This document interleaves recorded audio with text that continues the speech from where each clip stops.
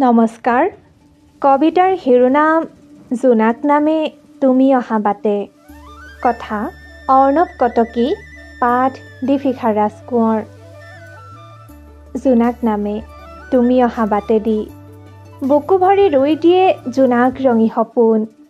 তুমি অহা বাবেই অমাৱস্যা আঁতৰি পলায়, হেঁপাহৰ আশালৈ শুভ্ৰ এপাহি ফুল হৈ।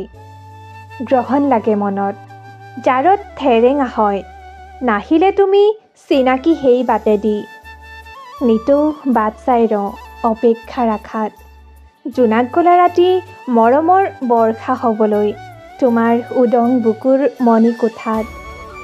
আক্ষেপ নকৰিবা তুমি মোক বাচি, অপেক্ষাৰ অন্ত যদি মৌ মিঠা হয়, দিনৰ আকাশতো জ্বলাম মই তৰা পোহৰৰ এগছি চাকি।